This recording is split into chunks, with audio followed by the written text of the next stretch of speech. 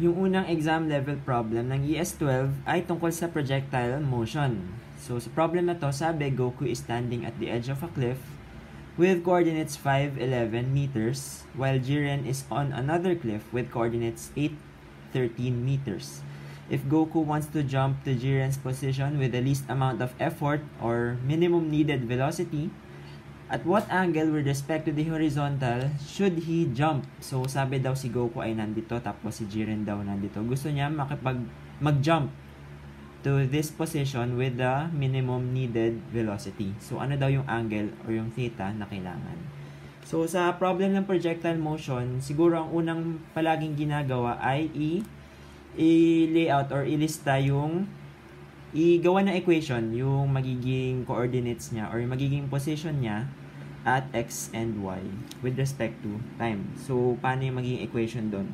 So, yung equation ng x or yung delta x ni Goku with respect to time ay may equate mo sa delta x is equal to v not t. Tapos, yung kanya namang y position o kaya yung delta y niya with respect to time ay equal sa delta y is equal to v naught t plus 1/2 a t squared. So, bakit anong pinagkaiba? Yung delta x nito ay simpleng uniform motion lang. So, wala kang acceleration. Nagde-depend lang yung change in position mo sa x sa velocity at time. Pagka naman change in y, meron ka ng sinasama na gravity. So, yung equation na to ay isa sa mga kinematic equations ng uniform or ng projectile motion or ng uniform accelerated motion. So, dito, pwede na nating i-plug in yung mga variables. So, yung delta x daw, ano yung pinagbago ng position ni Goku sa x kung magja-jump siya from here to here. So, sabi daw from 5 to 8. So, final minus initial, 8 minus 5 is equal to 3. 3 is equal to v naught na hindi pa natin alam unknown yung v naught. At unknown din yung time. Next naman, delta, yung sa y-axis naman, ano yung magiging position niya with respect to time. So, yung delta y niya, sabi natin, mag-e-end siya dito, mag-start siya dito. So, final minus initial, 13 minus 11 ay equal sa 2. Is equal to v naught t plus 1/2 a t squared. So, ano ba yung a dito? Yung a, syempre dahil nga projectile motion siya, yung a ay gravity. So, dahil magkaiba yung velocity niya, yung direction ng velocity niya, yung velocity kasi ni Goku sa y ay paakyat, yung gravity naman ay palaging pababa. Ima-minus natin to. So, minus 1/2 times yung value ng g or ng gravity ay 9.81 t squared. So, yan yung magiging position ni Goku. O yan yung magiging equation na nagde-describe ng position niya, ng velocity, at a given time t. So, next naman, i-define natin kung ano ba yung magiging... Kasi ito yung v naught na to, hindi naman to same sa v naught na to. So, kailangan nating ihiwalay yung v na to at yung theta sa x at y components niya. So, syempre, yung v naught x ay equal sa v cosine theta. Yung v naught y naman ay equal sa v sin theta. So, ito, yung equation na to, dahil nga sa x component siya, ito ay v naught x. Ito naman ay v naught y. So, v naught x dahil yung motion naman niya ay nagdedepende lang sa velocity at sa time, hindi na sa gravity dahil constant lang naman yung wala namang acceleration with respect to x. So, pagkatapos nun, pwede na nating i-combine yung equations na to. So, yung v naught x pa-plug in lang natin sa first equation.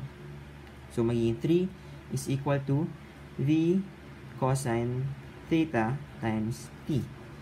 Yung equation naman na to, kung ipa-plug in natin yung v naught y, magiging 2 is equal to v sin theta minus 1/2 times 9.81 t squared.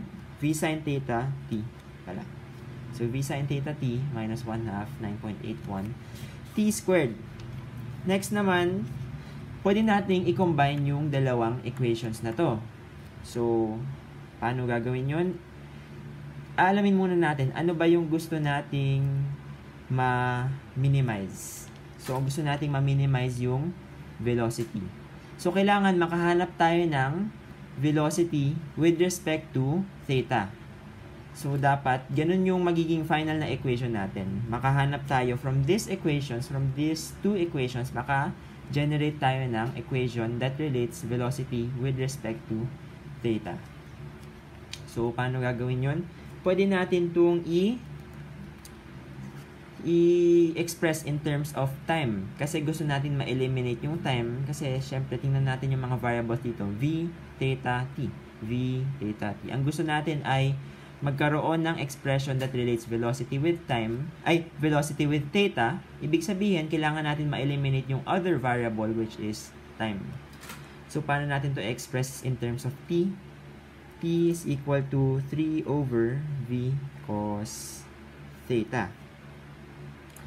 Next naman, yung t na equal sa 3 over v cosine theta, pwede natin tong plug in dito sa equation na to.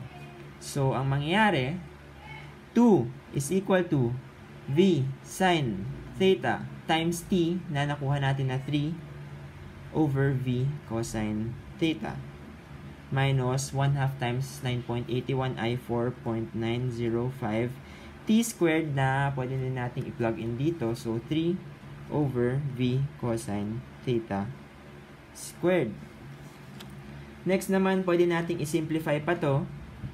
So, paano i-simplify to? Magiging 2 is equal to 3 times sin theta over cosine theta. Magiging siyang tan theta. Yung v naman, magka-cancel siya kasi meron ka na sa denominator. Meron ka na rin sa numerator. Next naman, minus 4.905 times 9. 4.905 times 9. Over yung denominator niya na v squared cosine squared theta. So, next, try natin i-isolate yung v. Kasi, syempre, kailangan natin ng equation that relates v and theta. Kailangan natin maayos yung kanyang form. So, isolate natin yung v.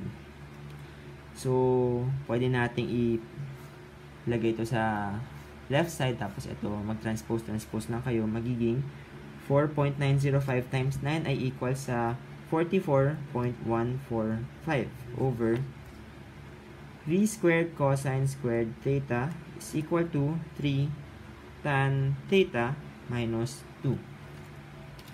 Next, isolate natin yung v.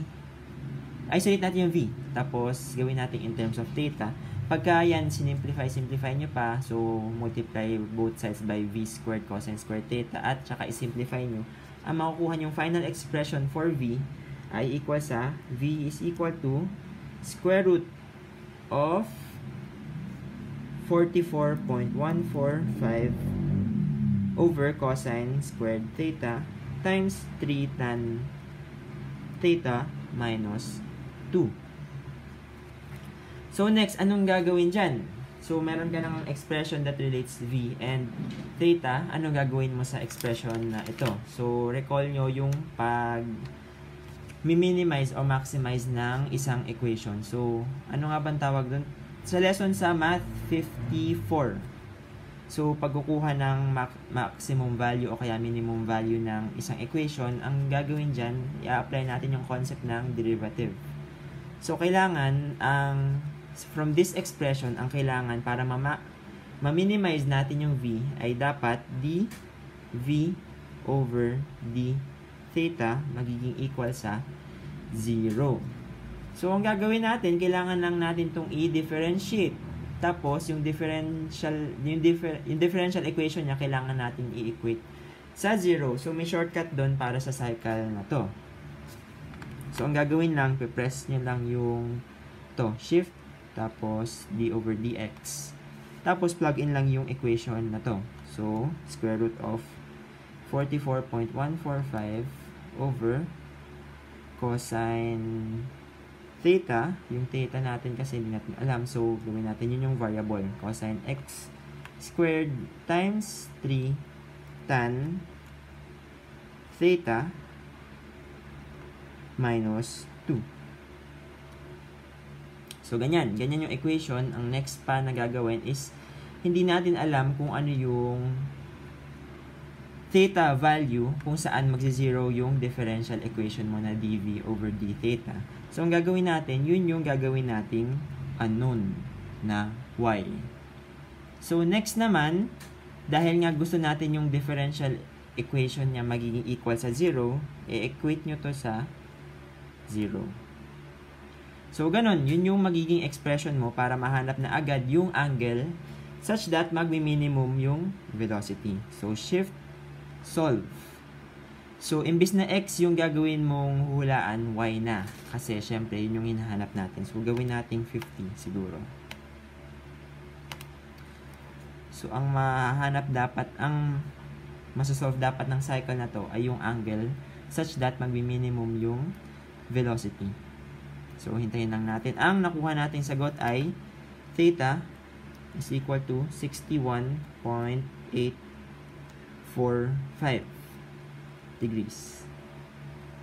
So, ibig sabihin, at 61.845 degrees, pagka yun yung angle na na-jump ni Goku, yun ang magiging angle such that minimum yung velocity na kailangan niya para tumalon. So, paano natin ma-check kung ito talaga yung minimum? Pwede natin i-plug in yung value na to dito sa V para makuha kung ano ba yung kailangan na velocity pagka ganito yung angle na kailangan mong i-jump. So, gayahin lang ulit natin, square root of 44.145 over cosine x squared times 3 tan x minus 2. So, pwede natin i-plug in na lang yung value na 61.845. Ano kaya yung velocity na kailangan? So, yung velocity at this angle ay 7.42 meters per second. So, try naman natin. Try natin mag-plug in ng ibang value. So, siguro try natin mag-plug in ng 75. Pag 75 degrees yung i-jump ni Goku, ano ba yung magiging velocity na kailangan? So, check natin. 8.46. So, syempre, mas malaki pa siya sa 7.42. So, ibig sabihin, valid yung 61. Next naman, try natin mas konti na angle. Kunyari, 55. Ganun. Try natin 55. Cut 55. Pagka 55 degrees naman yung i-jump ni Goku, anong velocity na kailangan niya?